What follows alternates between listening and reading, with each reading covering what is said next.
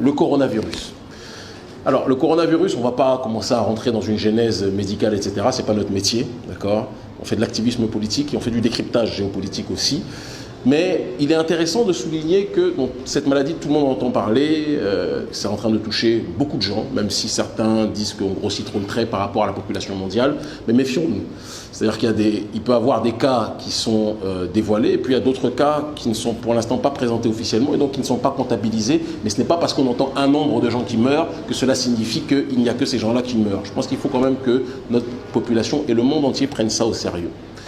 Il est intéressant de souligner que un des membres du gouvernement chinois a précisé que les autorités chinoises sont convaincues que le gouvernement américain est à la base de la conception de ce virus-là, et il pense que c'est une arme bactériologique.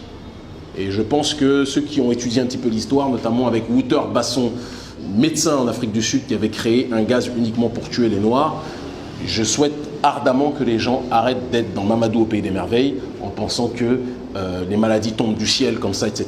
Il y a des gens qui veulent la réduction de la population, on appelle ça le malthusianisme, d'accord, de Malthus. Et ce malthusianisme, c'est les oligarchies pensent qu'il faut réduire la population. Donc ça, c'est pas du complotisme de bas étage, hein, c'est une réflexion politique de fond, c'est une réalité. Il y a une surpopulation mondiale par rapport aux ressources. Et il se trouve que les ressources en plus sont capturées par une minorité qui ne veut pas les partager. Et donc plutôt que mieux les partager, la minorité préfère réduire la population mondiale. Ça, c'est un premier axe. Le deuxième axe qui est aussi intéressant d'être souligné, c'est que les deux pays qui ont été touchés en premier, c'était la Chine et l'Iran. Et comme le dit donc le membre du gouvernement chinois, quels sont les deux pays qui sont considérés comme les pires ennemis d'une autre nation? Eh bien, c'est la Chine et l'Iran, ennemis de qui? Des États-Unis. Il est aussi intéressant de montrer comment Donald Trump a réagi face à cette épidémie.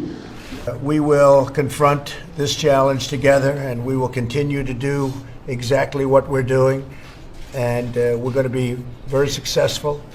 A lot of things are happening, a lot of very exciting things are happening. Il a parlé avec une légèreté, il a parlé avec une assurance, il a parlé avec le fait de « vous inquiétez pas, on va trouver un vaccin et puis nos laboratoires, le lobby pharmaceutique, va permettre de sauver l'humanité de ce virus ». Certaines mauvaises voix, certaines mauvaises langues vous diront que l'antidote est déjà trouvé depuis longtemps et que certains savent très bien ce qu'ils font. Mais le problème, c'est que comme le dit justement ce verset, l'homme fait ses plans, mais Dieu est le meilleur des planificateurs. Vous pouvez vouloir contaminer telle et telle région, mais l'être humain circule. Il y a ce qu'on appelle la transhumance. L'humain circule depuis la nuit des temps. C'est comme ça que ça fonctionne. Et donc, bien que des pays aient été ciblés, étant donné que la Chine, c'est plus d'1 milliard d'habitants, et que les Chinois circulent beaucoup, tous ceux qui connaissent le Chinatown le savent pertinemment, eh bien, ceux qui pensaient que cette maladie allait être confinée à la Chine ou à l'Iran ont été très mal à l'aise de voir qu'en réalité, ça s'est diffusé partout. D'accord? Et donc le membre du gouvernement chinois dit que c'est une maladie qui a été importée dans leur pays. Moi j'y crois, je ne crois pas que c'est quelque chose qui vienne de Chine, c'est mon point de vue. J'ai l'impression que c'est quelque chose qui a été conceptualisé et qui, comme le disent les autorités chinoises, a été fait pour nuire à ces pays. Mais ça s'est disséminé. Et l'ironie du sort, c'est laquelle? C'est qu'aujourd'hui, je ne sais pas si vous vous souvenez d'ailleurs comment certains médias français riaient et se moquaient des Chinois. Lorsqu'on parlait du coronavirus, ils appelaient le coronavirus le péril jaune. Un titre d'un racisme et d'une xénophobie la plus crasse, mais qui n'est pas surprenante quand on sait comment fonctionne l'oligarchie française de manière générale. Et il se trouve que les mêmes qui appelaient cette maladie le péril jaune, aujourd'hui, eh bien, sont dans un état d'alerte maximale, en tout cas quasiment maximale, puisque le péril prétendument jaune est devenu un péril bleu-blanc-rouge, puisque la France, elle aussi, est touchée. C'est devenu aussi un péril vert-blanc-rouge d'un pays, l'Italie, qui s'est manifesté de manière spectaculaire ces dernières années, il faut quand même qu'on le précise. Moi, ça ne me gêne pas, hein. C'est-à-dire que les pays qui veulent montrer leur xénophobie, etc., moi, je sais qu'on est dans un royaume qui est une jungle humaine, et où l'être humain n'existe pas forcément par le biais des sentiments. Et donc il faut que chacun puisse se prémunir et se défendre, et c'est pour ça que j'ai toujours dit à notre peuple, comme le disait mon maître intégral Marcus Garvey, ou comme le disait le docteur Khalid Mohamed, n'allez pas vous mélanger à des gens qui vous ont toujours montré leur mépris. C'est aussi une question de dignité. sur le terrain identitaire, arrêtez de demander une place chez les autres et renforçons-nous nous-mêmes. C'est très important de le faire. Mais donc l'Italie a montré depuis des années que ce n'était pas une très grande africanophile sur un certain nombre de points. J'en parlais d'ailleurs avec certaines personnes en Italie, certains frères et sœurs africains, d'accord. Et j'en parlais aussi avec certains Italiens, à l'époque où je parlais encore avec eux, le mouvement 5 étoiles, notamment le militant tendance de la gauche dure, Alessandro Di Battista, membre du mouvement et cadre, leader, un des cadres, des leaders du mouvement 5 étoiles. Je disais que, bien sûr que tous les Italiens ne sont pas comme ça, mais il y a quand même un problème réel de négrophobie dans ce pays. Et peut-être que la solution pour éviter ça, c'est qu'en effet, chacun s'occupe, défendre ses propres intérêts et que chacun retrouve son espace, parce qu'être traité comme un sous-homme dans leur pays, c'est pas positif. Mais l'Italie, en tout cas, se présentait comme un pays qui refuse, avec l'autre abruti de Matteo Salvini, qui refuse aux autres de venir lorsqu'ils fuient certains périls, lorsqu'ils fuient certains drames, lorsque les Syriens fuient la guerre, lorsque d'autres fuient le bombardement en Libye, etc., etc. L'Italie les recalait, les refusait et tout ce qui s'ensuit. Il faut le rappeler, notamment par le biais de Matteo Salvini. Et quelle ironie du sort que de retrouver les mêmes qui, d'ailleurs, parfois certains d'entre eux, je ne sais pas si vous vous souvenez de cet épisode à Venise, où un noir s'était noyé dans la mer, dans le fleuve, et les Italiens, les passants italiens, photographiaient le noir en train de se noyer et riaient.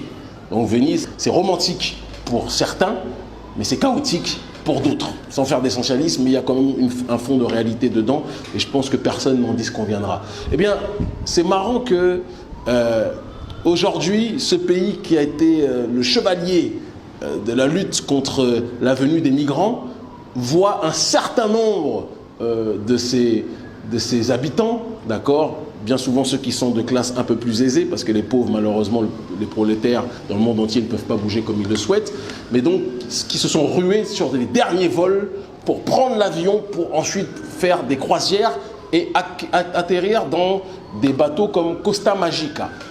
Donc qui sont dans une croisière à l'heure actuelle. Costa Magica est en train d'accoster dans les Caraïbes, et ça a provoqué la colère de mes petits frères et sœurs militants, que je salue d'ailleurs profondément, d'accord, notamment en Martinique, qui ont dit mais on ne comprend pas, il y a du coronavirus dans ce bateau, pourquoi voulez-vous qu'on accepte que les Italiens viennent? Et je rappelle cette chose-là parce que c'est assez ironique. Les Italiens ont montré leur mépris de manière globale des populations dites non occidentales, et maintenant qu'elles doivent vivre dans ce drame de la fuite vis-à-vis des dangers qui les guettent, parce que le coronavirus n'est pas un jeu, eh bien qu'est-ce qui se passe? Ils comprennent peut-être la sensation d'être, entre guillemets, un migrant. Là aussi, vous verrez la différence de traitement médiatique. Quand des non-occidentaux voyagent aux quatre coins du monde, on les appelle des migrants. Quand les occidentaux voyagent aux quatre coins du monde ou fuient des dangers, on les appelle des touristes.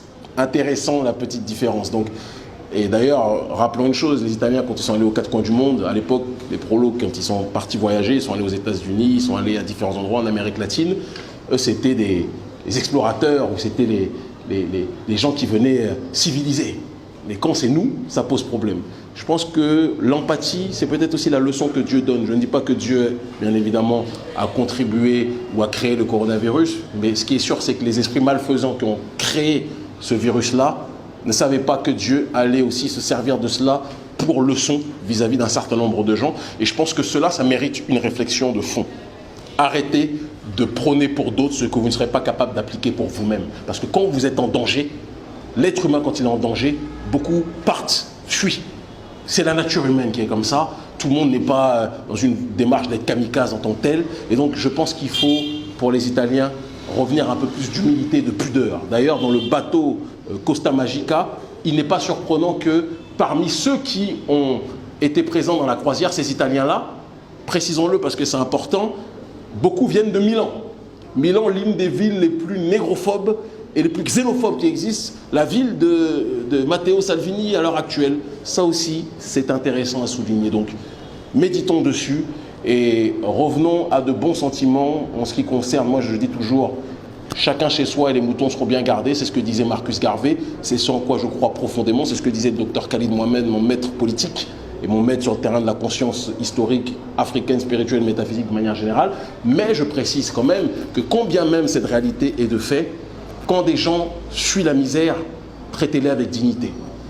Plutôt que de vous moquer d'eux, de les mépriser, alors que quand vous êtes confrontés au même problème, vous faites moins les malins. Certains fuient les bombes, d'accord? Vous les traitez avec mépris. Mais quand vous fuyez des risques, c'est même pas des risques, quand vous fuyez le coronavirus qui n'est pas forcément établi pour tout le monde, là, vous êtes surpris que les gens vous recalent.